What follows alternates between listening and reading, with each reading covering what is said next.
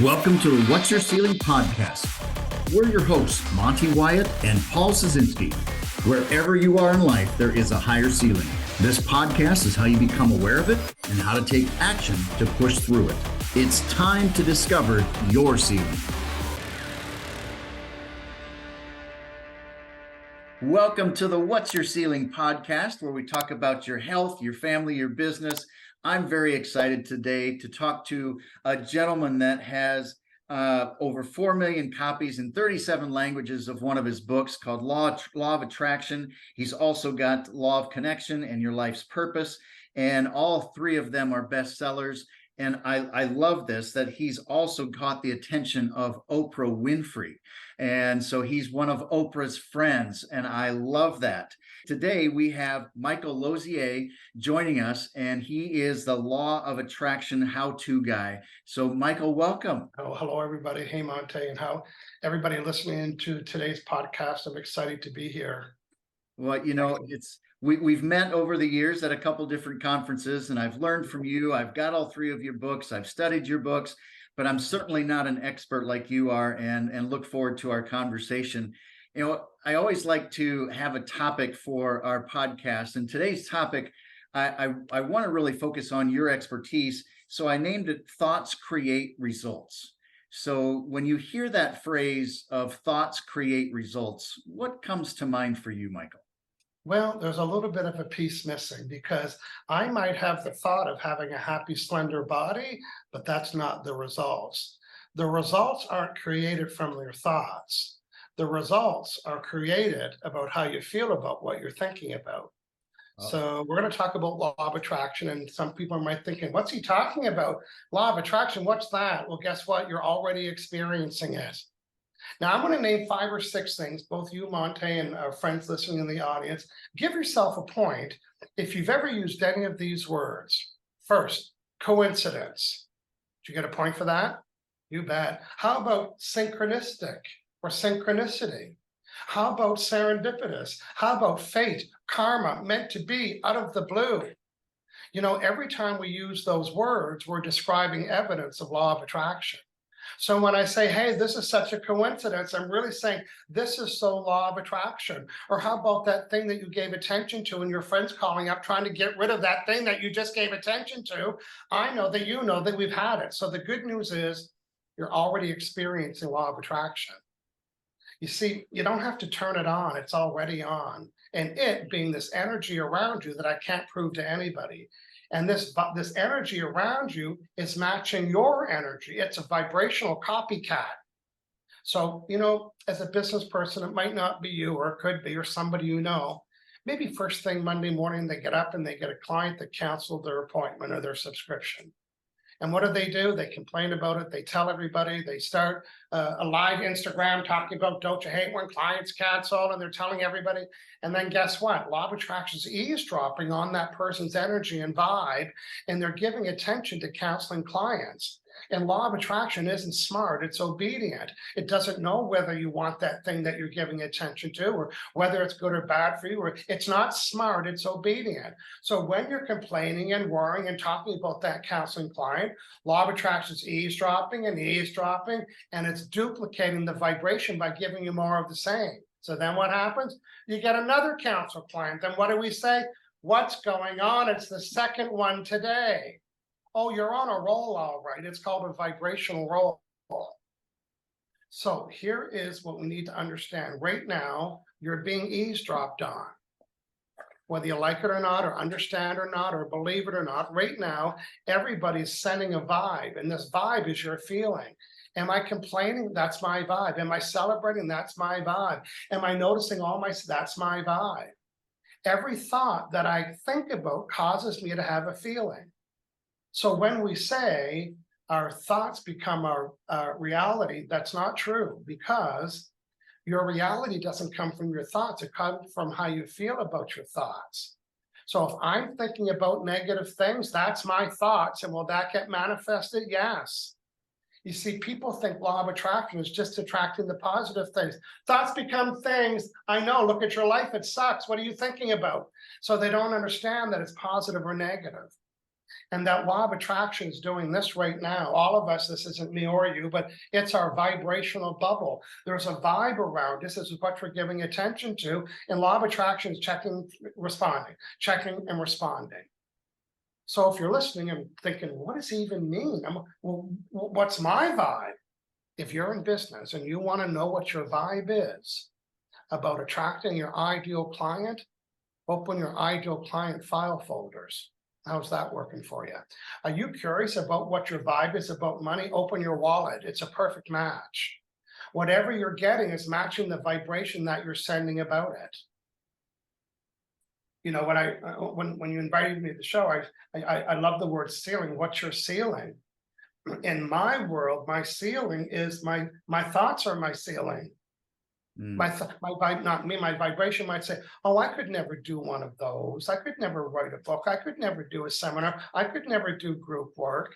So that my ceiling has just been created from my limiting belief or my thoughts about that. How common is it for executives and business owners to really put that ceiling in place for themselves just by those thoughts and those feelings? How Yeah, well, here's the deal. They don't put it in place.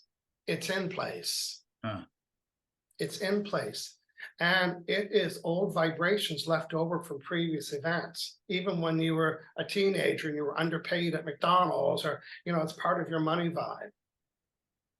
So our previous events guide our thoughts and our feelings for where we're at. That time that you were underpaid and for 2 years and you left resentful, well, that's part of your vibe. It's part of your file folder called money. What's in your file folder, money? This energy of resentment, you know.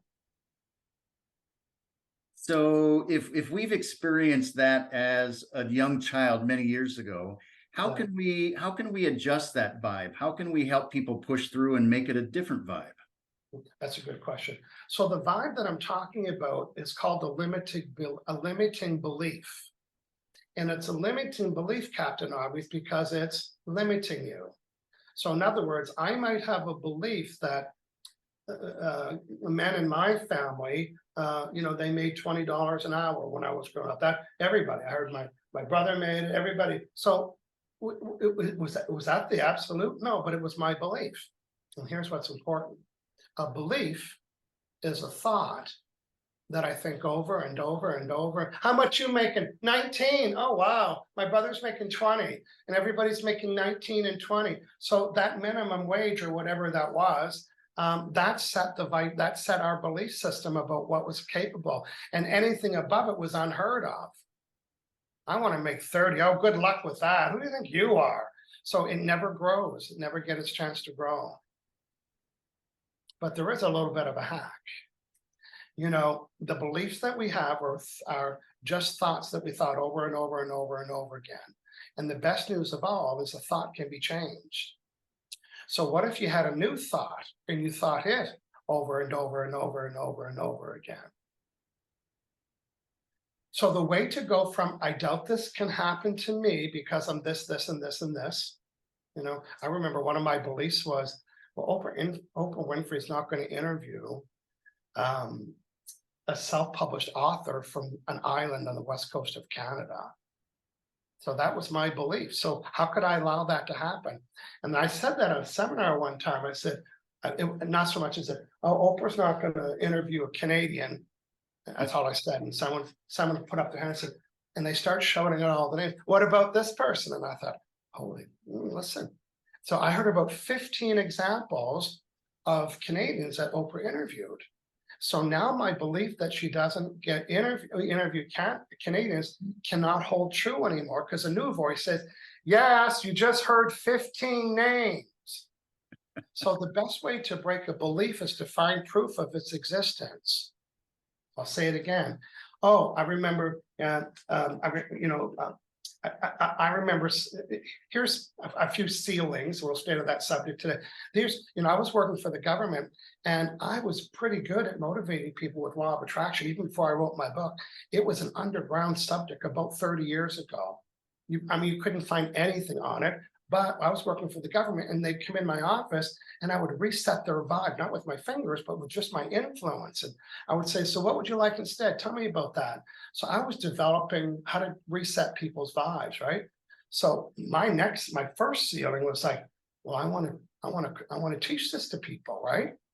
So I had to have proof about how good it was by the people that I was working with.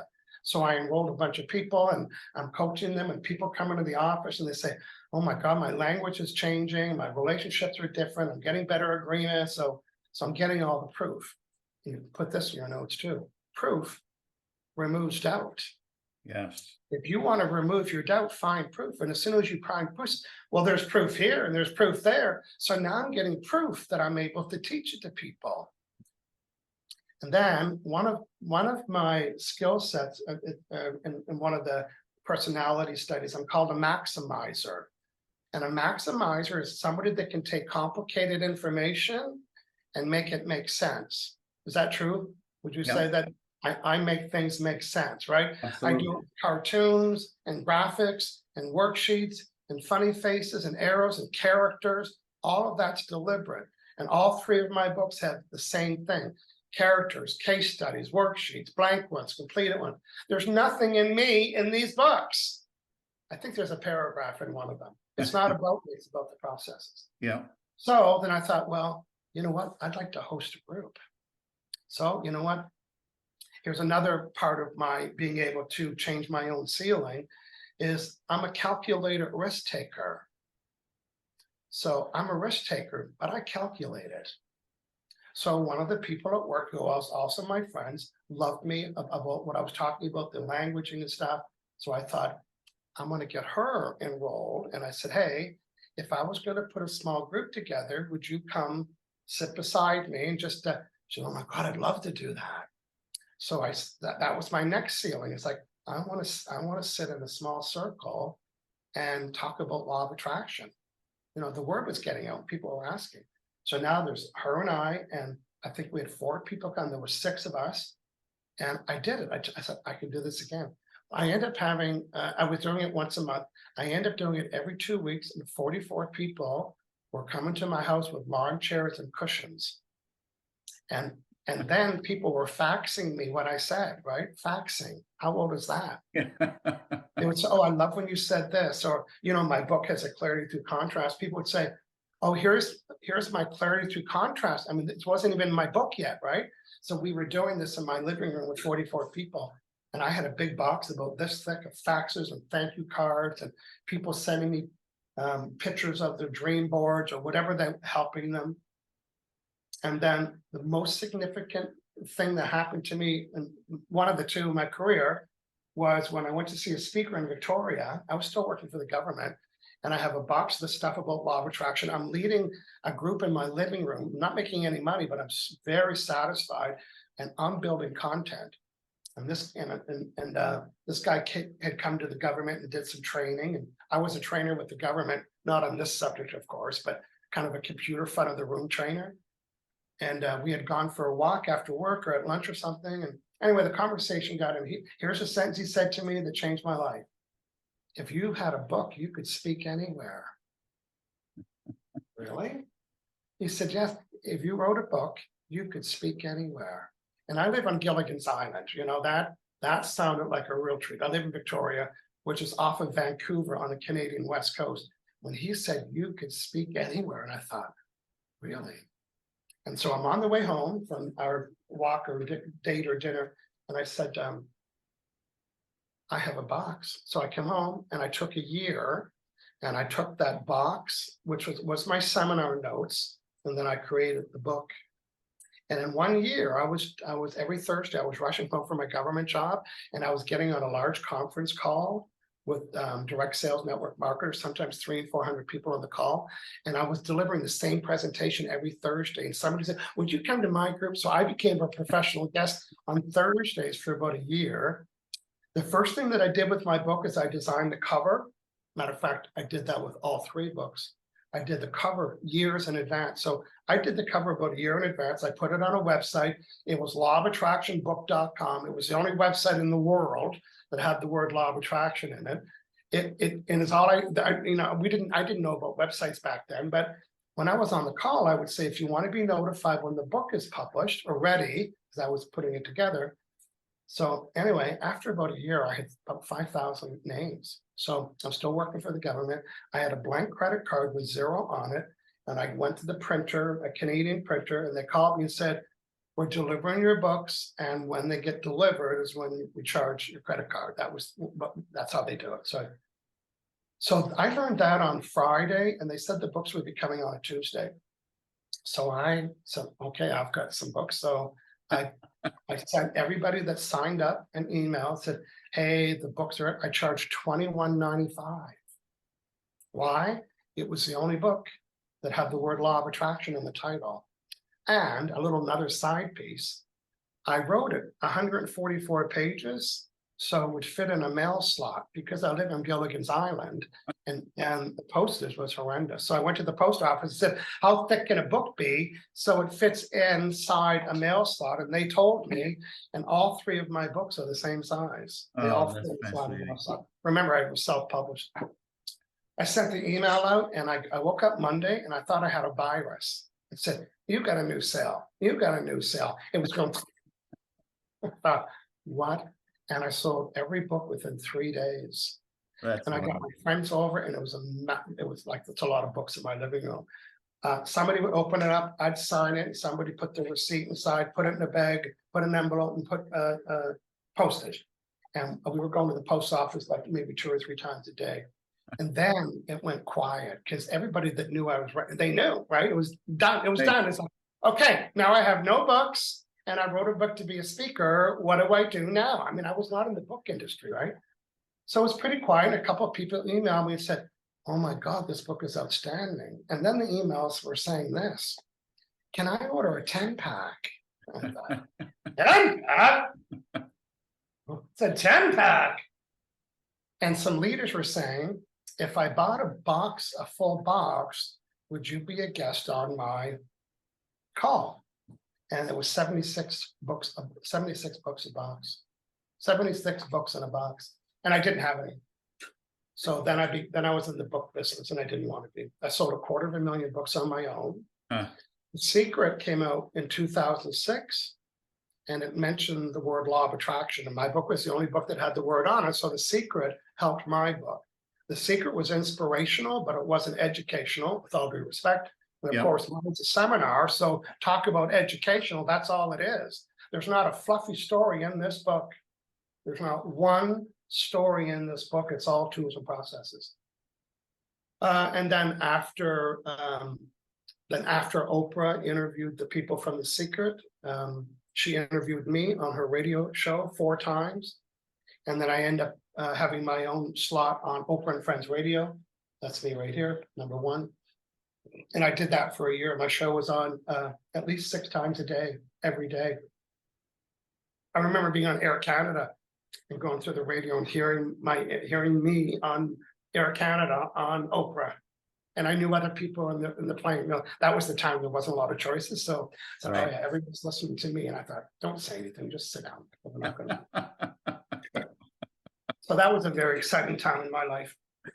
Oh, I love hearing that story. That's what's And I want to keep going back to the ceiling, because to me, a ceiling is something that stops and blocks me, whether it's a money ceiling or how much clients. And you know what? Here's how I got through my ceiling is I always enrolled other people. And I remember about 35 years ago, I read a book called Teamworks, and it was by Barbara Sher, S-H-E-R, Teamworks. And it talked about forming teams. Some people might call it mastermind teams, but first was similar, forming teamwork. And when I was putting my book and stuff together, I had 0 friends that put books together, right? So I remember, where am I going to find a team? I thought, you know what? Start one. Just start one. So I started saying, I'm putting together a team. We're going to meet in person. You know, there was no internet and Blackberries and all that. That was well before those days. And I got so much of my world done by putting teams together. And nobody knew nothing about writing a book. But when I said, oh, I got to call Monte and stuff, and they would say, well, when? Right? So they didn't know what I needed to do, but they would make sure I got it done. So form a team, get other people around you that are reaching for a goal as well. and then everybody will understand that. So that's my calculated risk to break through ceilings. I love it. We call our audience the achiever, and the achiever is always going to the next level, the next place, the next income level, the next place in their business, whatever it might be, their next place in their health and their family. If there were a couple techniques that you would suggest to help people get to that next level in their law of attraction and in their vibe, what would they be? Okay, this is a great question. So let's just do a quick little law of attraction training. Right now, everybody has a vibration, and they're not even doing it on purpose. If you're ticked off and angry, that's your vibe. If you're feeling in love and appreciated, then that's your vibe. You cannot not have one. And law of attraction is always eavesdropping and matching that vibe. That's why you keep getting more of the same. Everything you're attracting is because you're giving attention. The only way to attract something different is to send a different vibe. So here's another teaching point. Changing your vibe. Look at this vibe. I'm sending a vibe about 10 clients. I'm sending a vibe about 10 clients. I can name them. Betty, Bob, Monte, Brenda, Carl. I got 10 clients. I've had 10 clients. I'm always having 10 clients. 10 clients is kind of my ceiling. The only way I can attract more than 10 clients is I have to include the vibration of more than 10 clients. And the only way to get a different result is I need to change the vibe. So in my world, and I'm going to show you, I got a program that I'm doing in September on those pink dots. But on the left-hand side, these are, you can't see it, I know, but there's seven people registered, but I drew lines for 20. And here's what's important. So what I'm doing, I'm thinking, oh, I love these 7. I'm not counting score that I'm not there yet. This is the problem of goal setting. Oh, I'm not there yet. I'm not there yet. So instead of noticing that I'm not at 20, by the way, under 20, there's a plus, just in case there's some leakage and I can get 20 more. But this is better than not knowing. Now I have a goal and I have 20. So what I can do, this is important, everybody listen. This is, people say, oh, I don't know what to do about my business. This is what you should be doing. Oh, this is marketing, right? And what I'm going to teach you, I'm going to call it vibrational marketing. A quick little learning lesson. Right now, law of attraction is eavesdropping and finding out the vibration that you're sending about everything and everything. And it doesn't know if you're pretending or remembering or creating or observing or talking about it or watching what you don't like or watching. It doesn't know. It's not smart. It's obedient. Now, I've got 7 people pre-registered. I've got 4 more weeks. I'd like more of their energy. So this is, the exercise is called, here's what I like about blank. Heidi, number 1. Here's what I like about Heidi. Heidi registered within 3 minutes of getting the email. She sent me a personal note afterward. Now, here's what I'm doing. I'm telling you about Heidi. And as I'm telling you about Heidi, law of attraction doesn't know I'm talking about Heidi. Law of attraction is responding to what I'm giving attention to.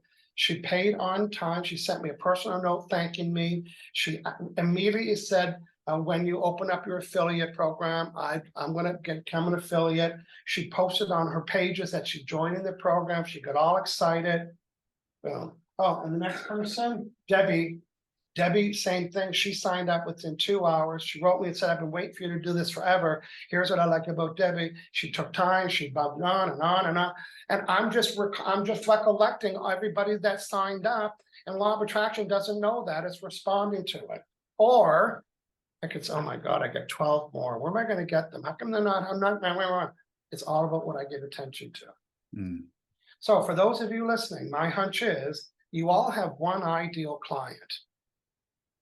You can name, oh, they pay on time, they show up on time, they network me, they give me gifts and thank you gifts, and they invite me on their Zoom, whatever it is. I'm not trying to make it up. We all know what makes up their ideal client. And what if on a pad of paper today, law of attraction doesn't care if it's on a pad of paper, but what if you on a pad of paper today, you write, here's what I like about Bob. And just start with the list. As you're thinking about the list, you're including the vibration. And as I'm writing the list, I'm giving it attention. So now I'm writing it. And as I'm done the list and reading the list that I just wrote, I'm giving it more attention. And the only way to attract anything is to include it in the vibration. This exercise of building a list of all the specific things you like about a specific client causes you to deliberately include. And the only way to attract anything is to include it. That is, I just love that teaching right there. You've got to focus what you give your attention to, you get more of. And so how are you focusing on the right things? How does our language affect that? I mean, our language every day. Well, so, and I'm keep making this point. Law of attraction doesn't know what you're saying. It's responding to what you're giving attention to. Okay. So now I want to show you 3 words that cause you to include negativity in your vibe. Hello, 3 words. Don't, not, and no. Yeah. So tell me what I'm giving attention to when I say, I don't want my clients to cancel. What am I giving attention to? Cancel. You don't be disappointed. What am I giving attention to? Disappointed. This is not a scam. What am I giving attention to? Scam. Don't be late. Don't drink and drive. Don't have sex. Don't forget. Don't be embarrassed. Oh, I don't want clients that don't show up on time. Drives me crazy. I don't want ones that don't want to pay me. Everything that we say what we don't want, even though we don't want it, by saying we don't want it, we gave it attention. And law of attraction isn't smart, it's obedient. So if you're taking notes and go draw a circle the size of a golf ball and write don't, not, and no. I'm brainwashing everybody right now. Brainwashing. And I'm washing your brain of the 3 words that are causing you to attract negative things. So how do you change it?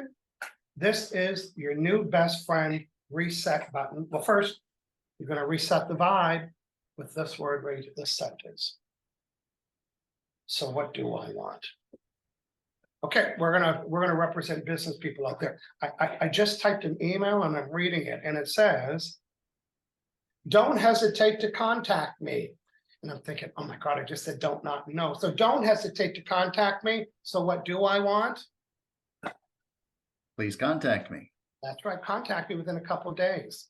You will not be disappointed. Oh, so what do I want? You'll love every second of it. That's right.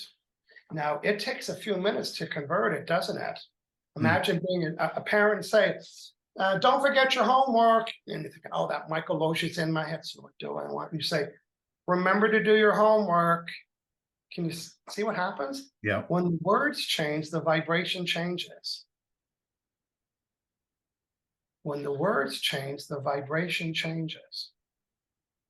And now you're sending a new vibration because you're reducing that.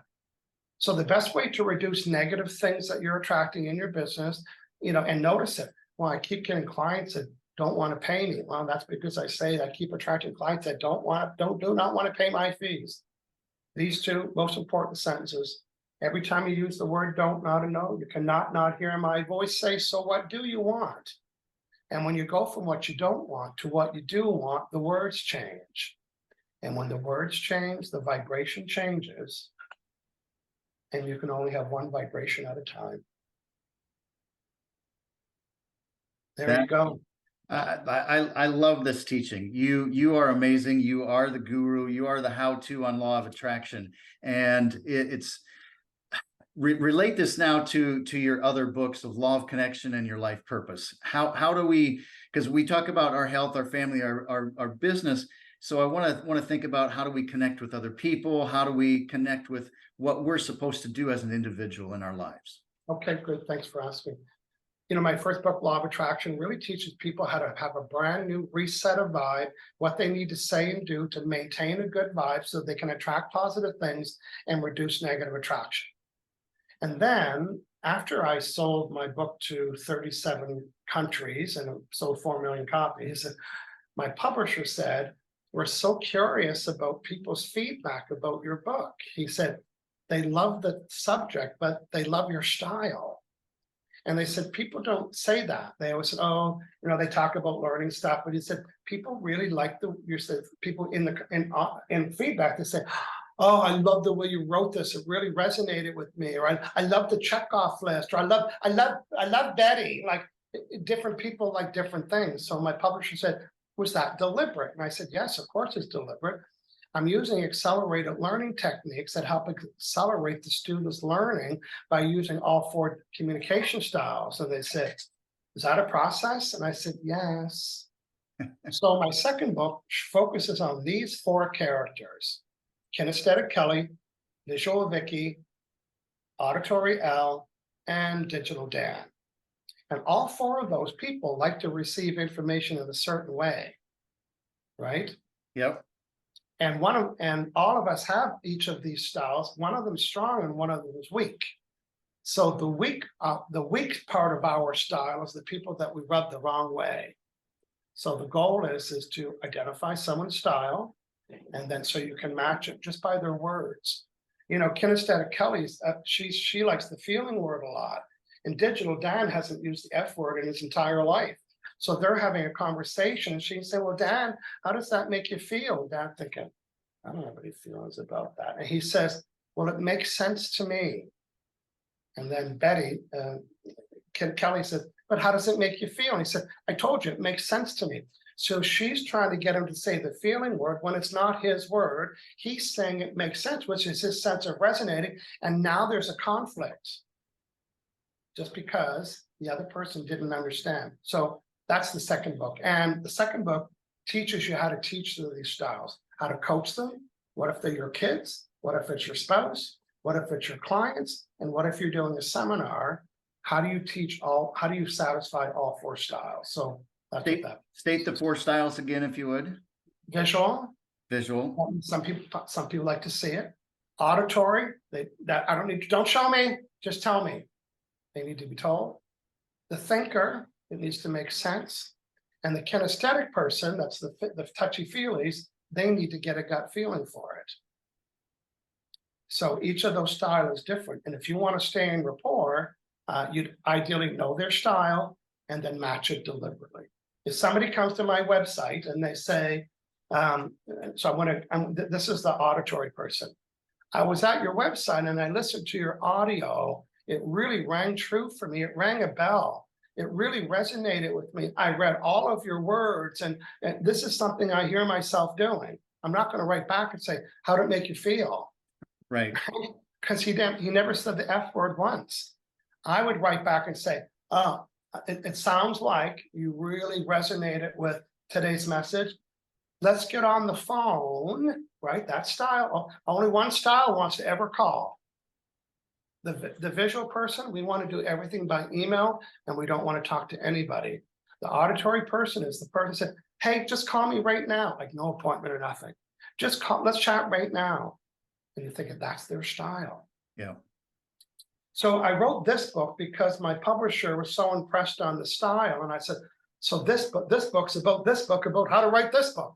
The book is about how to write a book and to teach other styles. So in my certified law of attraction facilitator program, there's a whole module on that, because when you have an audience of 4 styles, you have to learn how to engage all of them.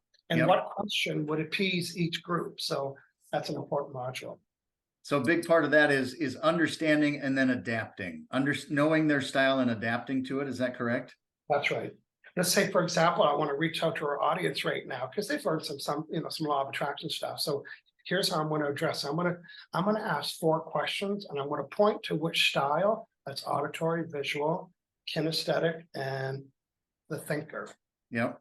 And so thanks for joining in today. And we covered a number of things about law of attraction. So tell me something that you heard today that really resonated with you, or what made sense that what I was talking about. What got you excited, or what do you see yourself doing? Let's hear from a couple people. So they don't hear 4, they hear theirs. Yep. And they'll say, here's what's resonated with me. They'll feed it right back. Here's what got me excited. Here's what made sense to me.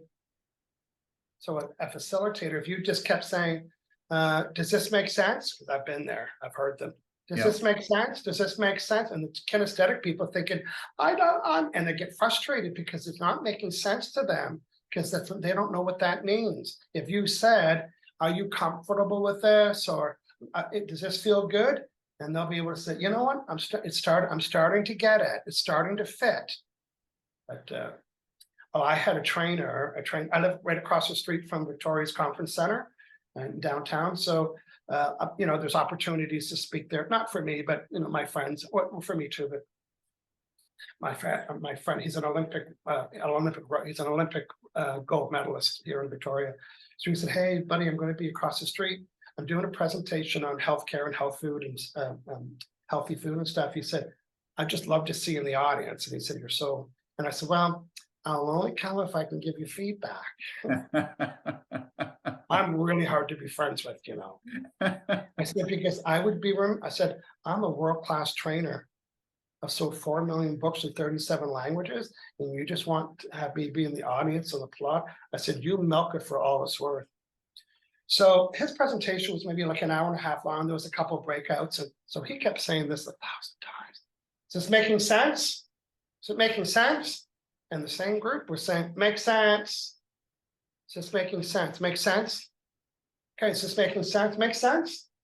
So he's walking around the room, and I put down something like a little cheat sheet on the bottom. Yeah. And I said, say, does this make sense? Is this resonating with you? Does this look okay? Yeah. And is who's excited so far? Does this fit? Does this fit you?